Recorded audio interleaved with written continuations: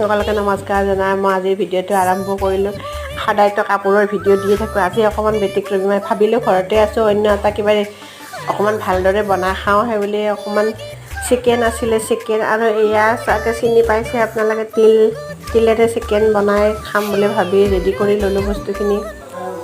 আপোনালোকে আশা কৰোঁ আপোনালোকেও খাই চাগে চবেই।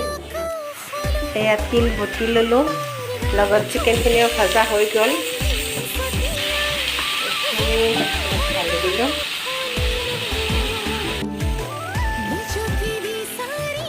তিলেৰে বনোৱা চিকেন মোৰ ৰেডি হৈ গ'ল। এনেকৈ বনালোঁ। সেয়া বিলাহীৰে মাছ, লগতে আচাৰ অকণ, আৰু লগতে মোৰ প্ৰিয় বস্তু বটা। বটাটো খাই খুব ভাল পাওঁ। দালি বটা হওক বা তিল বটাই হওক, যিয়ে নহওক বটা অকণ হ'লে মোৰ বহুত ভাল লাগে। আপোনালোকে নিশ্চয় খায়, যদি খাই কমেণ্ট কৰি জনাবচোন কোনে কোনে খাই ভাল পায়।